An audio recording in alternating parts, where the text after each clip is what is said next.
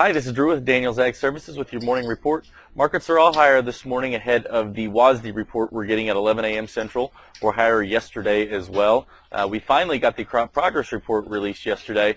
Good to excellent ratings on winter wheat came in at 35%, and poor to very poor ratings came in at 29%.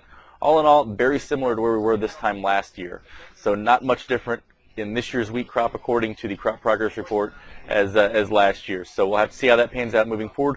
We'll get a lot more data as far as we'll get winter wheat headed. We'll also get cord planting progress next week, so we'll have a little bit more to go over next week. But with that said, as noted, we do have the WASDE report out this morning at 11 a.m. Central, so let's get the whiteboard here. Take a quick look at these numbers again real quick. We went over them yesterday, so we're not going to spend much time over them today. You can also find them in the Wilkins Ag Wire email along with the Grain Analyst Daily Report. But again, this is U.S. ending stock estimates. It's in billions of bushels, and this is what we got in March, the last WASDE report we had to go over. So corn expected to come in slightly lower than March, beans slightly lower as well. Wheat actually expected to come in a little higher than we were in March this go around. So corn U.S. ending stocks are expected to come in at 1.403 billion bushels.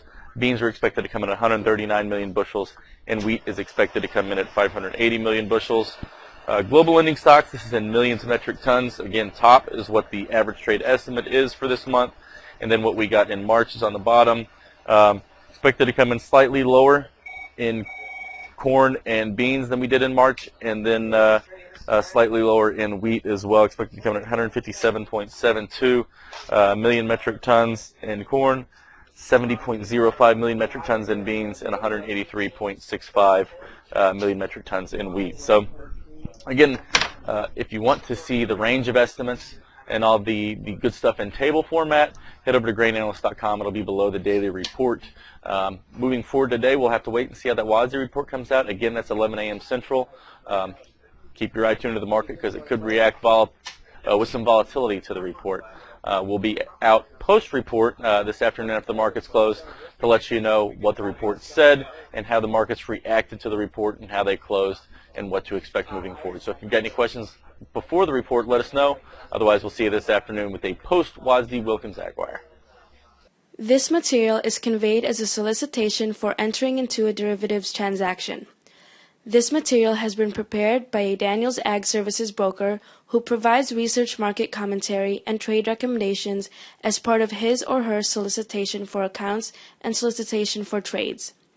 Daniels Ag Services, its principals, brokers, and employees may trade in derivatives for their own accounts or for the accounts of others.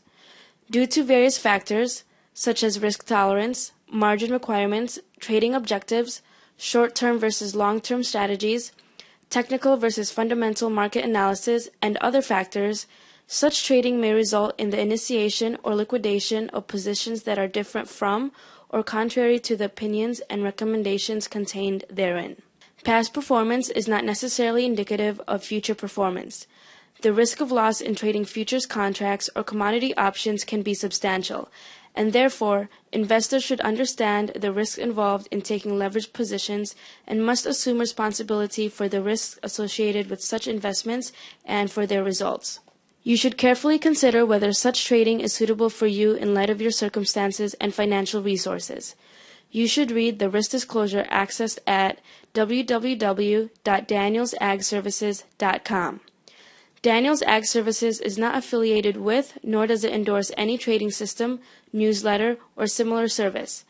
Daniels Ag Services does not guarantee or verify any performance claims made by such systems or services.